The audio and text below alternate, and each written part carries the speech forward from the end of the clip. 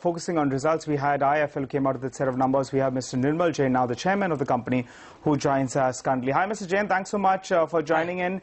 Good traction been seen on your fund-based activity over there. We have seen a growth of close to around 30% odd, and even on a sequential basis, even on such a high base, it's high by close to around 6% odd.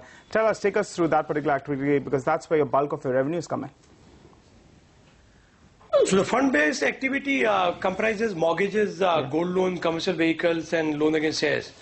And this business has been steadily growing. So in fact, in the quarter, our loan book grew by 7.5%, and we securitized a little bit more. So the net on the balance sheet has grown by 6.5%. So this is in line with our target of growing at anywhere between 25 and 30% the loan book, and with advantage of operating leverage, profit can grow faster.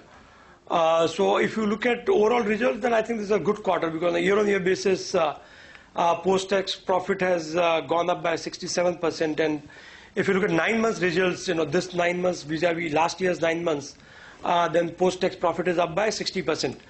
Primarily driven by, of course, fund-based activities, and also, but this year, even wealth management, our insurance distribution, and capital market, all the businesses have been doing well, and there has been positive traction in each of them. Okay, Mr. Jain, good afternoon. Thanks much for joining in. Can you take us through what has been the growth in your assets under management? Sorry, accrued under management? Yes, sir, AUM. Yeah. So we have 67,500 crores of assets under our wealth management business. So these are the assets which are either under advice, custody, or management.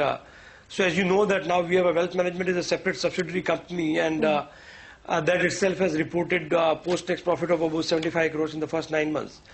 So this is where we cater to HNIs, and we advise them on asset allocation amongst all asset classes, primarily equity and fixed income. And this is primarily advisory business, and this is the wealth management business. So this is where we have 67,500 crores of assets under advice and management. All right, Mr. Jain, with regard to So here we earn a fee income. Yeah.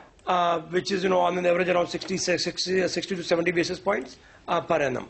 All right, Mr. Jain, with regard to your products division business as well, that's a smaller part of your business, only around 140 crores, if I could say only. But on the margin front of that, on an EBIT basis at least, it's been growing very well. So currently on an EBIT margin basis, it's at around 20%. Could you give us some clarity with regard to that? You're talking about financial product distribution business? Yes, yes. Yeah, so this comprises wealth management as well as insurance distribution. So this and life insurance distribution actually peaks out in the last quarter of the financial year, because most of tax saving as well as life insurance policies, there's always a concentration in the last quarter.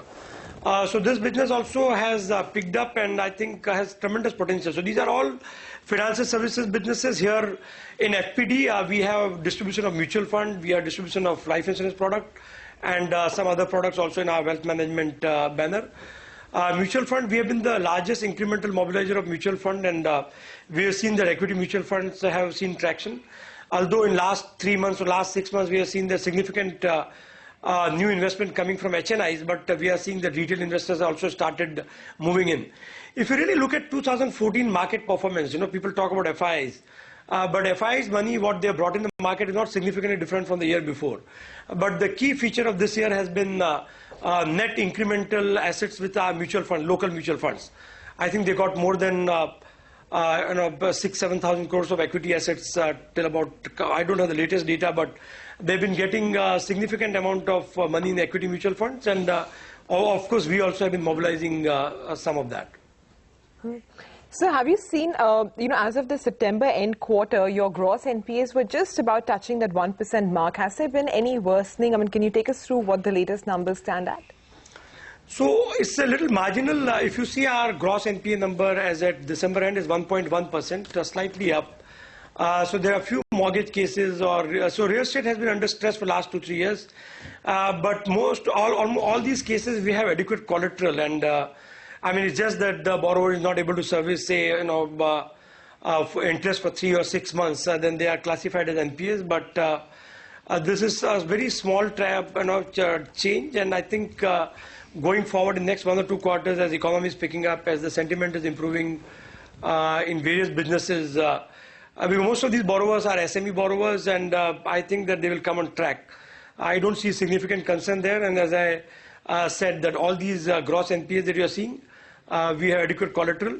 Also, we provide significantly more than what RBI's statutory requirement is, and our net NPAs are just at 0.4%.